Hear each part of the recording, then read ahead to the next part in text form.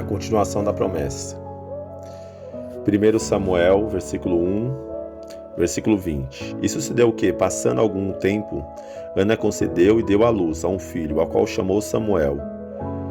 E por-lhe dizia, ela, tendo pedido ao Senhor. Olha que coisa linda. Ela pede ao Senhor e Deus dá Samuel. Samuel, na verdade, vem com o propósito de ser abençoado. Eu fico vendo, imaginando assim, uma coisa linda, né?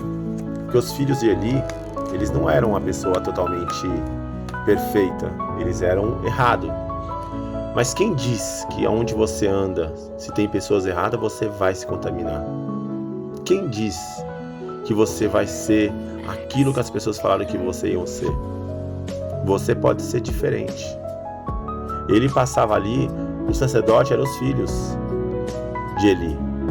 Só que eles eram corruptos, os filhos. E ele, na verdade, era como se fosse um ajudador. Uma pessoa que não tinha muita significância. E o mais interessante, que Deus olhava e precisou construir um novo sacerdote através daquilo que eles não quiseram. Porque os filhos de Eli tinham o sacerdote nas suas mãos. Tinham a bênção do Senhor sobre as suas mãos. Mas muitas vezes as pessoas pegam a bênção de Deus e abrem mão por algo banal, por algo que não é sobrenatural. Traga à memória Deus, traga à memória as coisas boas. Eli, infelizmente, é triste imaginar que os filhos dele não concedeu a bênção que Deus tinha para dar para ele. E eles perdem. Toda vez que alguém não quer a bênção de Deus, nasce um novo projeto. Qual foi o novo projeto? Samuel. O projeto que não quiseram, Deus trouxe. Falou, então Samuel vem. Você vê que Ana, ela entrega o seu filho para Deus. Deus entrega o seu filho para morrer por todos nós. Você já pensou nesse amor tão grande? Ana doa o seu filho. E Deus doa o seu filho para a humanidade.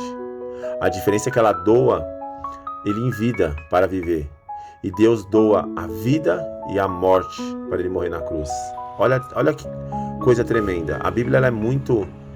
ela alta fecha junto. E eu vejo Samuel.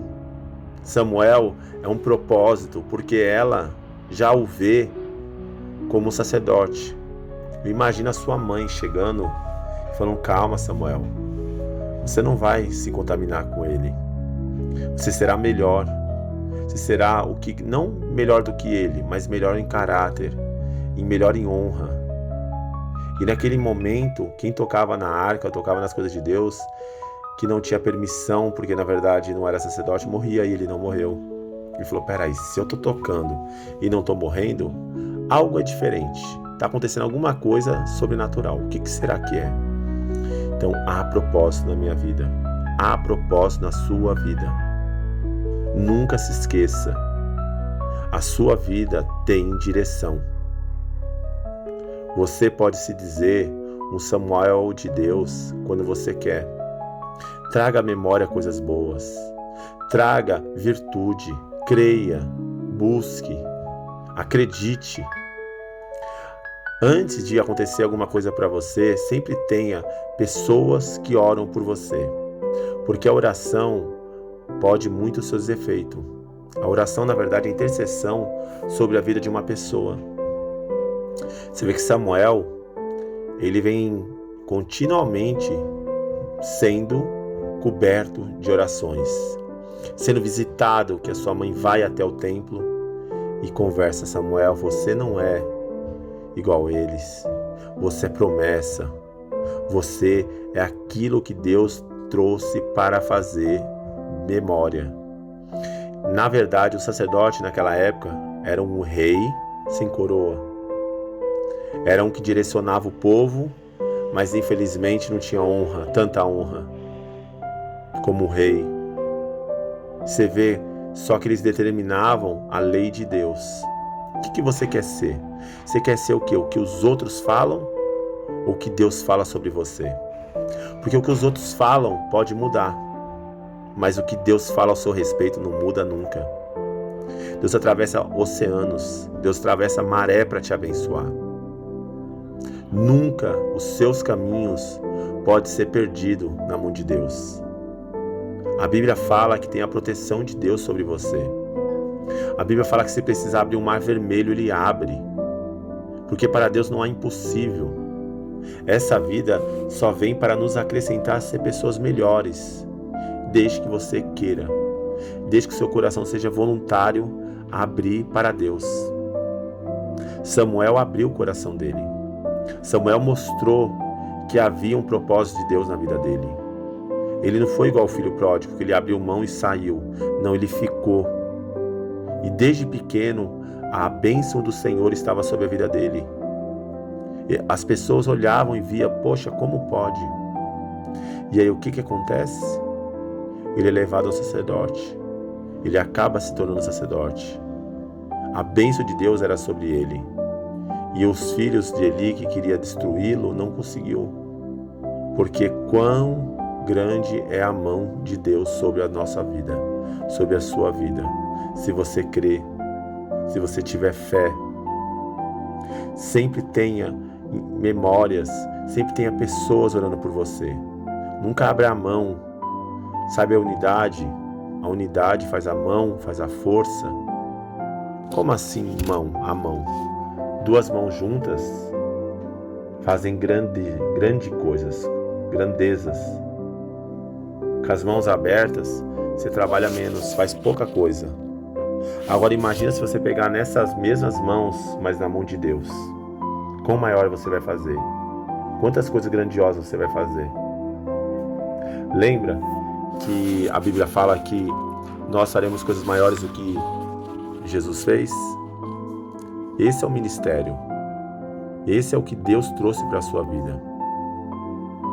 Um evangelho de cura, um evangelho de bênção, um evangelho de transformação. A sua vida pode ser repleta de bênçãos, regada de misericórdias, desde que você abra mão.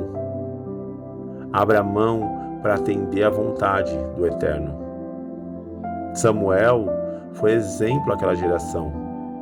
Deus trouxe ele, na verdade, para consertar o povo. Não foi por acaso. Nada é por acaso. Quando alguém abre mão do propósito, Deus sempre levantará alguém para entrar no teu propósito. Não importa se você quer ou você não quer. Deus, Ele faz. Nós nunca podemos abrir mão do nosso propósito, da nossa direção. A direção é imposta por Deus, mas é você que decide o que você quer fazer dela. Você decide o que você quer. Samuel tinha a decisão dos filhos dele se tornarem sacerdote. A direção estava sobre a vida dele e eles abriram mão. Por quê?